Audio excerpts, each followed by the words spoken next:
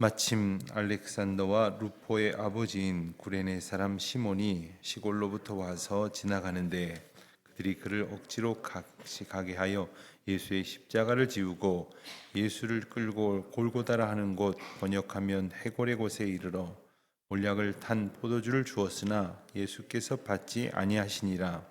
십자가에 못 박고 그곳을 나눌새 누가 어느 것을 가질까 하여 제비를 뽑더라. 때가 새 삼시가 되어 십자가에 못 박으니라. 그 위에 있는 죄의 배에 유대인의 왕이라 썼고 강도 둘을 시에서 십자가에 못 박으니 하나는 그의 우편에 하나는 좌편에 있더라. 지나가는 자들은 자기 머리를 흔들며 예수를 모욕하여 이르되 아하, 성전을 헐고 사흘에 짓는다는 자여, 네가 너를 구원하여 십자가에서 내려오라 하고, 그와 같이 대제사장들도 서기관들과 함께 희롱하며 서로 말하되 그가 남은 구원하였으되 자기는 구원할 수 없도다. 이스라엘의 왕 그리스도가 지금 십자가에서 내려와 우리가 보고 믿게 할지어다 하며 함께 십자가에 못 박힌 자들도 예수를 욕하더라. 아멘. 우리가 신앙생활을 처음 시작하게 되면서 가졌던 마음은 어떤 것이었습니까? 물론 어린 시절부터 정말 새벽이 오는 것처럼 그렇게, 또 혹은 이슬비에 옷이 젖는 것처럼 그렇게 신앙이 내게 차지하게 되어진 경우도 있으시겠지만, 어느 날 예수 그리스도를 믿기로 고백하고 결단하고 신앙의 길로 들어서기로 소원했을 때에 기대했던 것은 아마도 세상이 줄 수 없는 평안이었을 것입니다. 그리고 만족이었을 것입니다. 세상에서 얻을 수 없는 그러한 형통을 기대했을 것입니다.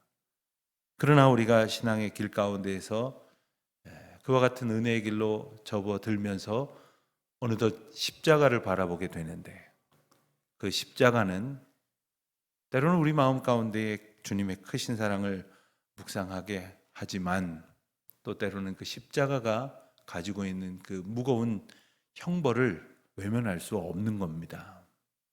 아주 오래전에 청년들을 목회할 때에 한 청년이 자기 아버님의 사고 현장을 현장 검증을 한다 그러죠. 사고로 돌아가시게 되었는데 현장 검증을 함께 가줄 수 있겠느냐고 부탁을 했습니다. 그 형제는 아주 특수부대 출신이어갖고 굉장히 몸도 아주 마음도 강인하고 건강한 형제였는데, 그 앞에 가서 털썩 주저앉더니 일어나질 못하더라고요.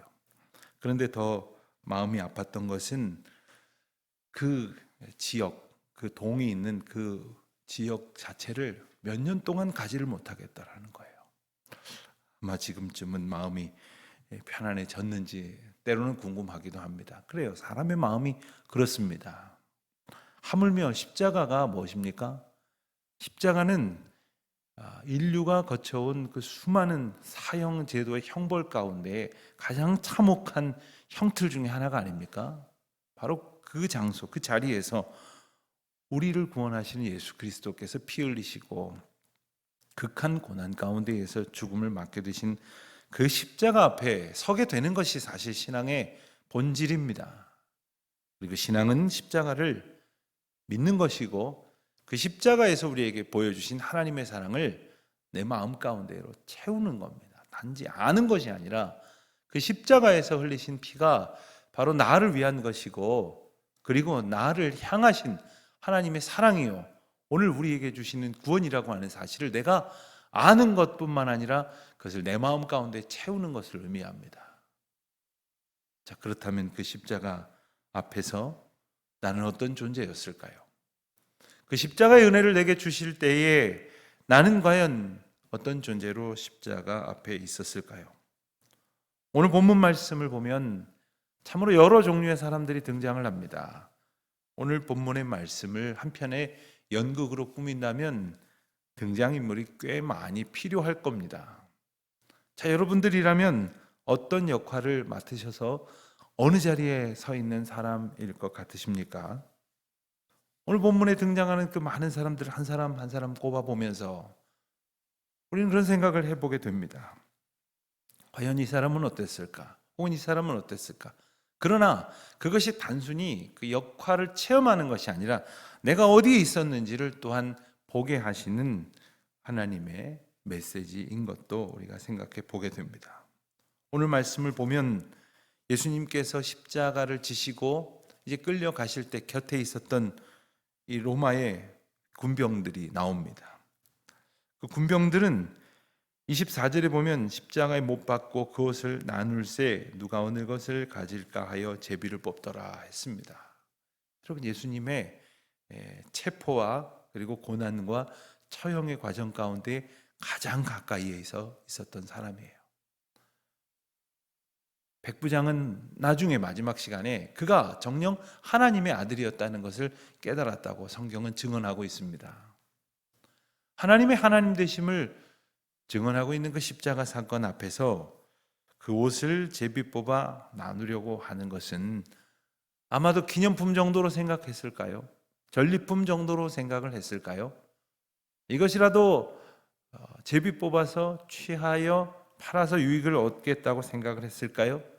자신의 눈앞에서 펼쳐지고 있는 한 십자가 처형에 대해서 그들은 조금 더 이 사건이 주는 의미를 붙들지 못하고 있습니다. 하나님께서 우리에게 주시는 그 십자가의 은혜와 사랑을 사실 우리는 매년 묵상합니다. 올해도 고난주간을 맞이했고 또 고난주간에 또 성금요일을 오늘도 맞습니다. 오늘은 바로 예수님이 십자가에 달리신 그 날을 기억하는 시간입니다. 그래서 통상 우리 시간으로 기준을 한다면 아침 9시경에 십자가에 달리셔서 오후 3시경에 운명하셨다 이렇게 말하고 기억하죠. 그래서 그 시간 동안은 특별히 더 우리가 기억하고 묵상하는 시간으로, 어떤 분들은 정말 침묵하고 조용히, 또 어떤 분들은 금식하면서 예수님의 십자가를 묵상하게 된단 말이죠. 그런데 본문에 나오는 이 십자가의 군병들의 그 모습은 어떻습니까? 마치 극한 슬픔 앞에 있는 가족들 가운데에 철없이 그저 장난하고 그저 그 사이를 헤집고 돌아다니는 철 모르는 어린애 같은 모습은 아닐까요? 또한 십자가에 못 박힌 예수 그리스도를 욕하는 자들이 등장을 합니다. 먼저는 지나가는 사람들도 욕을 한다. 이렇게 29절, 30절 말씀을 보면 지나가는 자들은 자기 머리를 흔들며 예수를 모욕하며 이르되 아하 성전을 헐고 사흘에 짓는 자는 자여 내가 너를 구원하여 십자가에서 내려오라 하면서 예수님을 조롱했다는 거죠. 그런가 하면 이제 29절 30절 말씀에서 보듯이 지나가는 자들뿐만 아니라 그 다음에 나오는 31절에서는 대제사장들도 서기관들과 함께 희롱하며 말하되 그가 남은 구원하였으되 자기는 구원할 수 없도다 하면서 예수님을 저격합니다. 남을 구원하였다, 비아냥거리는 거죠. 조롱하는 거죠.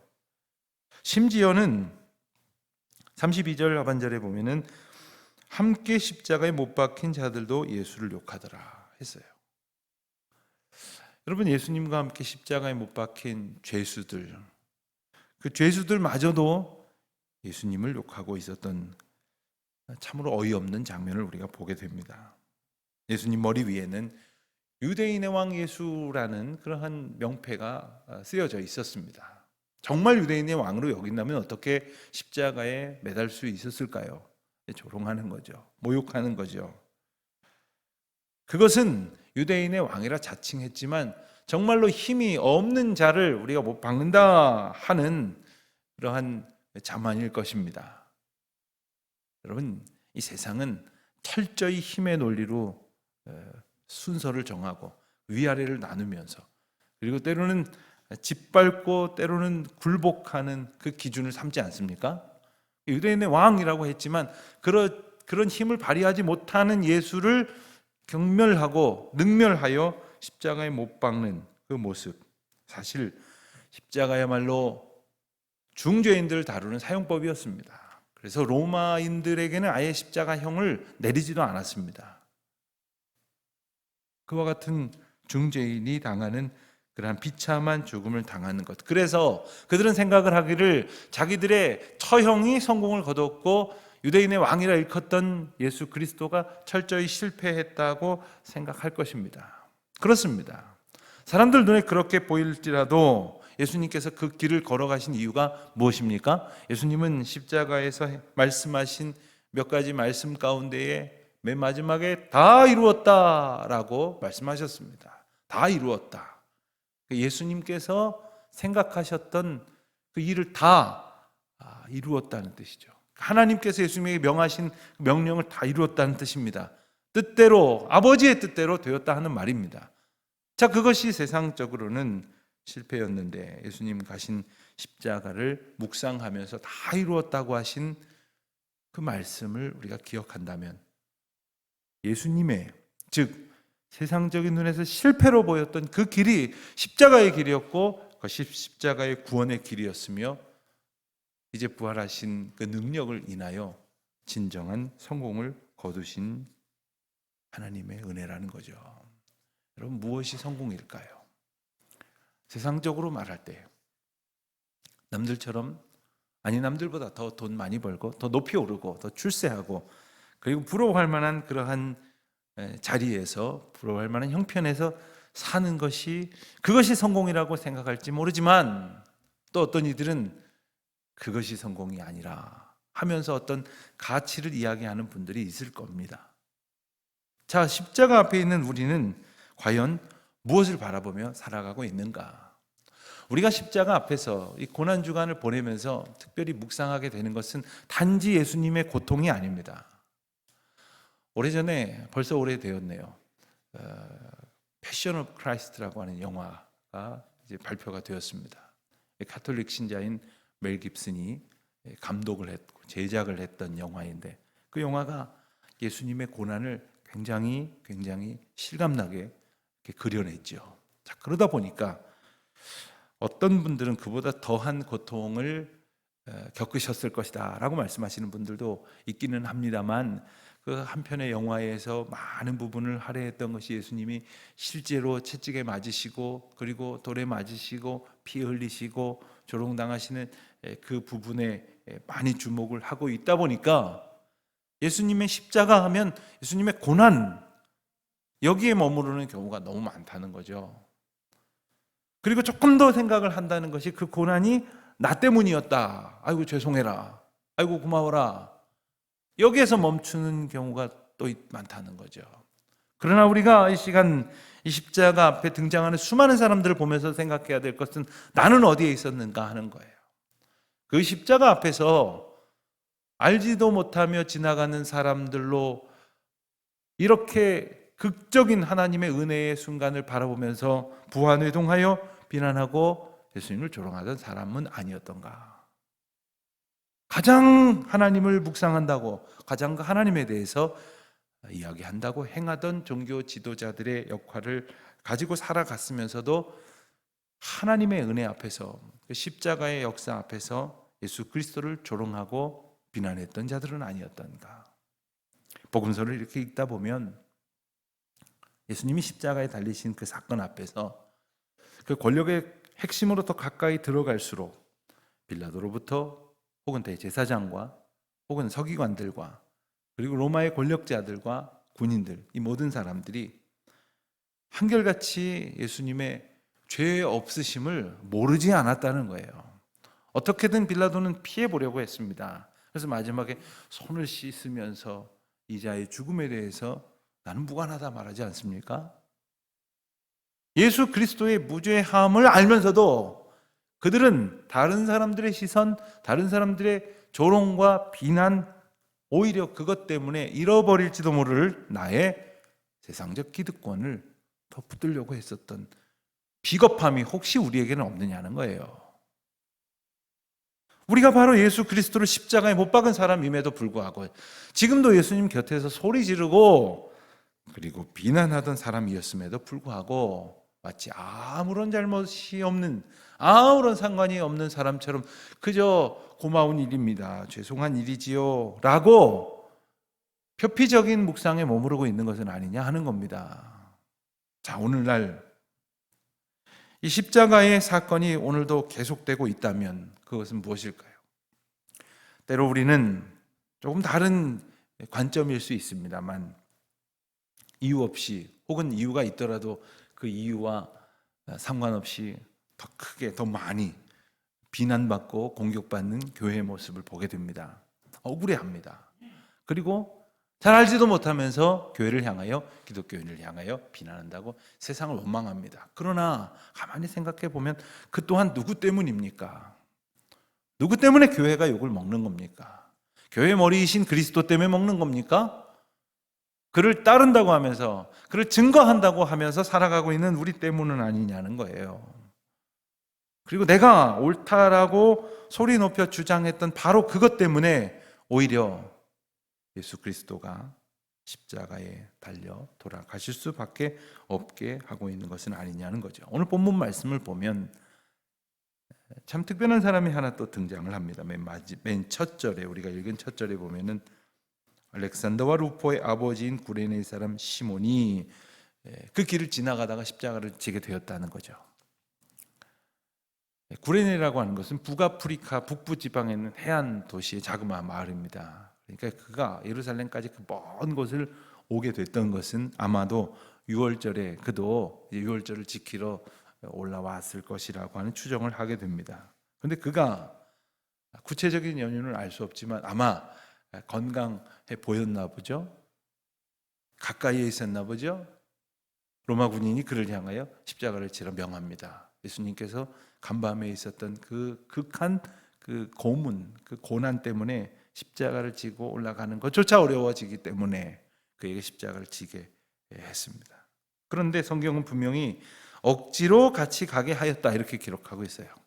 아마도 그가 예수님이 힘겨워하시는 모습을 보면서 제가 십자가를 지겠습니다 했거나 십자가 질 사람 했을 때 손 들고 제가 하겠습니다 이렇게 자원했던 것은 아니었을 것입니다. 억지로라고 하는 표현을 성경은 피하지 않습니다.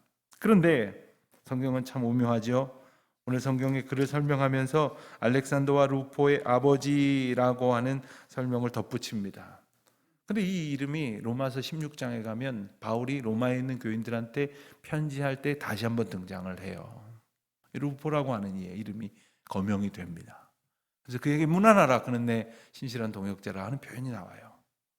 어쩌면 그 아버지는 갑작스럽게 예기치 못한 억지로 십자가를 지는 일을 맡았지만 그 가운데에서 그 가문은 그 십자가의 사건을 누구보다도 더 특별하게 묵상했을 것이죠. 억지로 지었을지도 모르지만 물론 이 말씀으로 인해서 흔히 생각을 하기를 억지로라도 십자가를 지는 것이 은혜입니다 뭐 이런 이야기도 하는데 억지로라도 지십시오 이 얘기를 하려는 것이 아닙니다. 이 모든 것이 다 하나님의 은혜였다는 거예요. 하나님의 섭리셨다는 거예요. 오늘 우리는 어디에 있습니까? 오늘 이 장면에서 우리의 시각은 어디에서 어디를 바라보고 있습니까? 특별히 하나님 주신 그 믿음으로 십자가 가운데에서 우리를 사랑하신 구원의 은혜를 베푸셨지만 아직도 그 수많은 고난의 이야기를 듣고 수많은 부활절을 겪었음에도 불구하고 아직도 나는 예수님의 십자가에 못 박으라고 소리 지르는 그 대열에 머무르고 있지는 않은지 겸손히 우리 자신을 돌아보고 이제는 돌이켜 억지로라도 십자가를 지고자 소망하는 마음을 품고 그리스도의 뒤를 따라 그것이 죽음의 길이라 할지라도 담대히 그리고 당당하게 주님만 의지하면서 걸어가기를 힘쓰는 우리 모두가 되시기를 바랍니다. 그 또한 우리의 의지대로는 아닐 것입니다. 성령을 의지하십시다. 성령의 인도하심을 구하십시오. 그 인도하심에 합당하게 주님의 뜻을 따라 주님의 길을 따라 걸어가는 우리 모두가 되시기를 바랍니다.